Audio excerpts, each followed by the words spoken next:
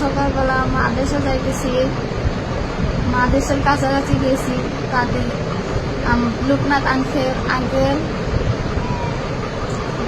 Sanjit uncle ওইখানে motorcycle নিয়ে দাঁড়াই আছে। আমি যাইতেছি, আমাদের ডাক দিয়ে কইল যে চলো আমরা মেলা হইতেছি, মেলা থেকে ঘুরে আসি।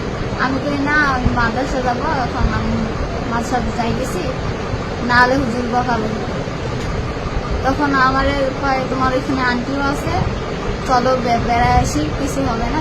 আমার জোর করে মোটরসাইকেলের মধ্যে তুলা নিয়ে গেছে, যায়া স্টেশনের মধ্যে, মৌচাক স্টেশনের মধ্যে ওখানে মোটরসাইকেল থেকে আমার নামাই দিছে।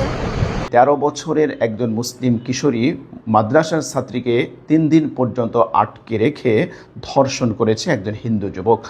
আমরা দাবি করি যে বাংলাদেশ 92% মুসলমানের ভূখণ্ড, মুসলমানের দেশ, কিন্তু এটা সত্যি আমাদের জন্য লজ্জাস্কর।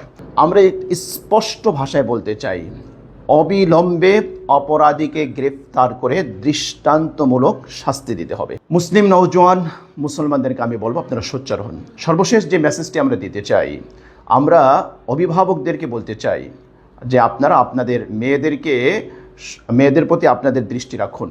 আপনারা ইতিমধ্যে বহু ঘটনা দেখেছেন যে মুসলমান মেয়েদেরকে ভুলিয়ে ভালিয়ে কীভাবে হিন্দুরা প্রতারণা করে তাদেরকে ধর্ষণ করছে, তাদেরকে ব্ল্যাকমেল করছে, ব্ল্যাক ম্যাজিক করে তাদেরকে হিন্দু বানাচ্ছে।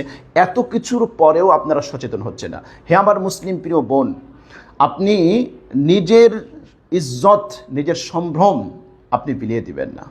আপনি ভুল পথে পা বাড়াচ্ছেন, আপনি সচেতন হন। আপনারা যদি সচেতন না হন তাহলে আমরা শত চেষ্টা করে আপনাকে বাঁচাতে পারবো না, রক্ষা করতে পারবো না। সুতরাং আপনারা এই সকল ঘটনা দেখে অবশ্যই শিক্ষা গ্রহণ করুন।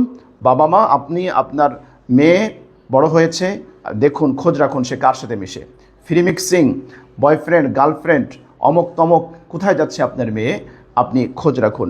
আর বিশেষ করে আমি আমার বোনদেরকে বলবো, ওরা পরিকল্পিতভাবে মুসলিম মেয়েদেরকে টার্গেট করেছে। আপনারা শিকারে পরিণত হচ্ছেন। আপনারা সচেতন হন, আপনারা নিজের ইজ্জত, আবরু, ইমান, আমলকে আপনারা হেফাজত করুন। ভুলে যাবেন না আপনি একজন মুসলিম নারী, আপনি একজন মুসলিম মেয়ে। সুতরাং এদের চক্রান্ত থেকে আপনারা সবাই সচেতন হন। আল্লাহ রাব্বুল আলামিন আমাদের ইমান, আমল, আমাদের ইজ্জত, আবরুকে হেফাজত করেন।